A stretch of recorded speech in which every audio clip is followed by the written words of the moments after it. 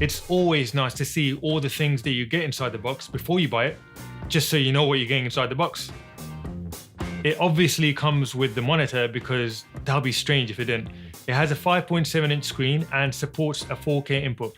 So if you shoot on a camera that has 4K, this monitor will support it. You get a swivel arm that attaches to the monitor and you can rotate that monitor however you want. It also has a cold shoe mount to attach accessories to, like a light or a mic, for example.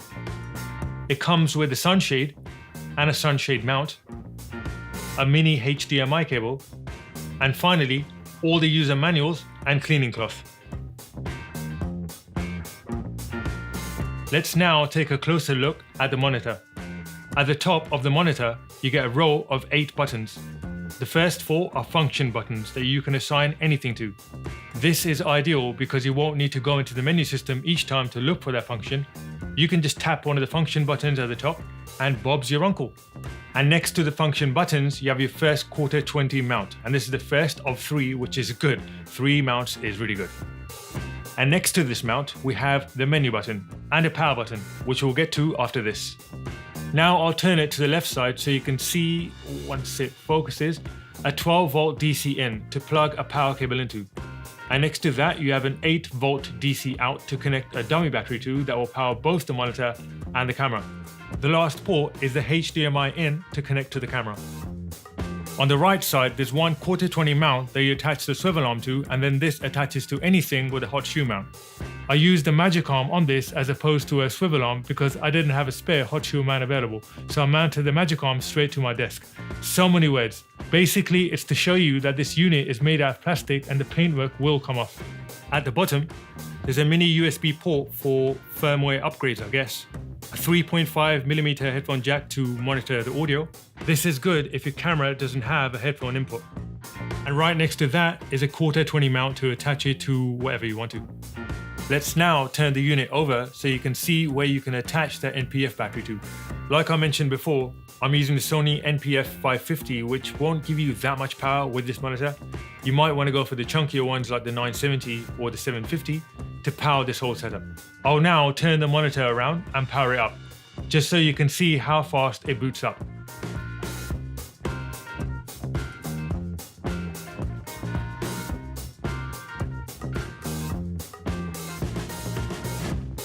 To connect this monitor to your camera, you'd need a dummy battery that connects inside your camera, and then the other end connects to this monitor.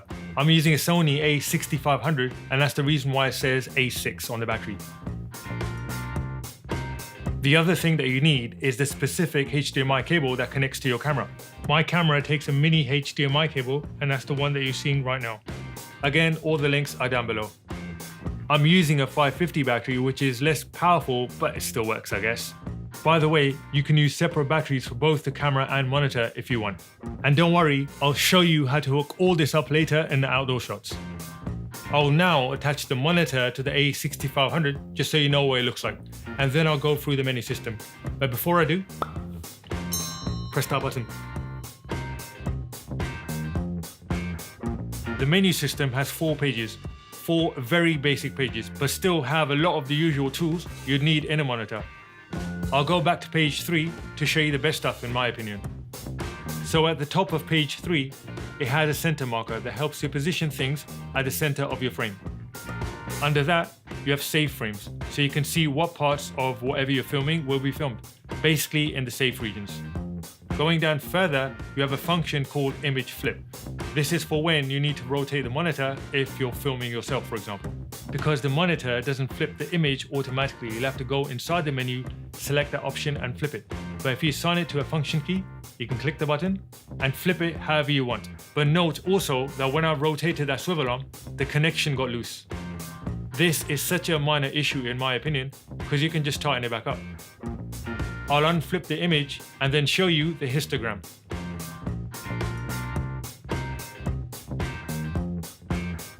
Going down further, you've got false colors, as you can see on the screen. And again, you can assign this to a function button at the top. I'll quickly show you some other functions in page 3 of this menu, so let's fast forward.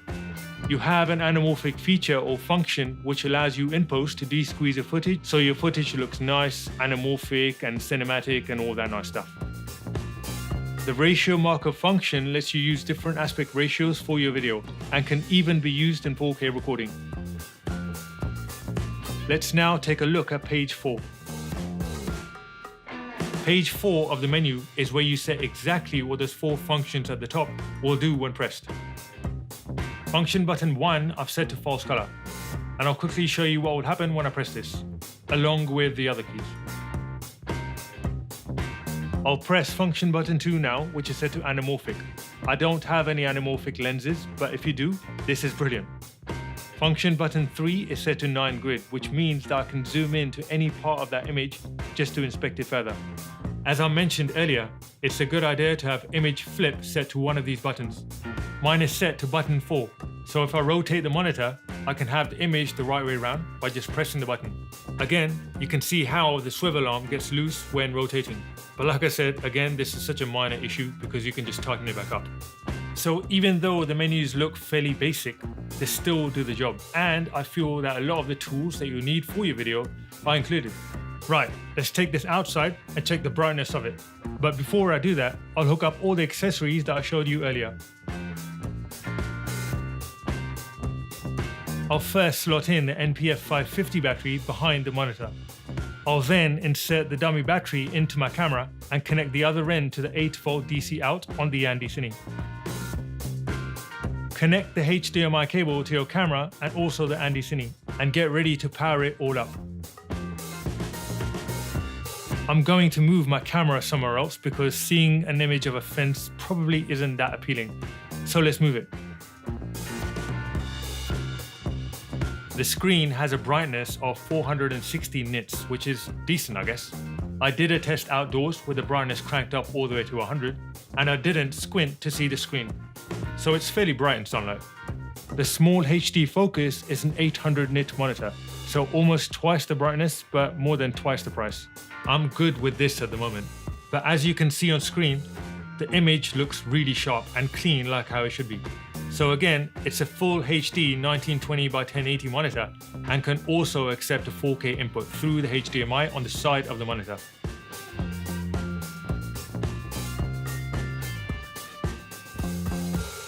There are 4 minor negative issues with the AndyCine, but again, these are so minor. The first being the power down option. See, you can't completely power down the monitor. Pressing the power button will leave the monitor in standby, which still uses the battery connected to the unit. The second issue is about the monitor bracket becoming loose when you tighten it or untighten it. This isn't that much of an issue because you can easily tighten it back. But some tension or sustained tension, if that's even a term, would have been nice.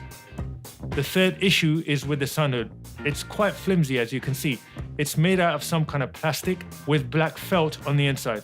I'll hook it up so you can see what it looks like. My fourth issue is that this monitor didn't come with a case. So I had to order a monitor case for it, and it looks like it'll protect it well, I hope. I just shoved everything in there just to show you how much space the case has. The AndyCine A6 is such a good monitor. I mean, it's compact in size, being around 5.7 inches in size. It's quite lightweight, being around 200 grams, so it won't weigh down your bag. But the two things that convinced me to buy this monitor are, one, the sharpness of the image that it projects, and it is sharp.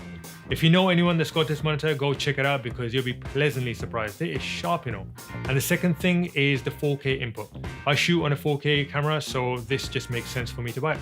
As usual, give this video a thumbs up, and in the comments below, tell me how you like your AndyCine A6. Subscribe to my channel because you are nice people, and I'll see you soon.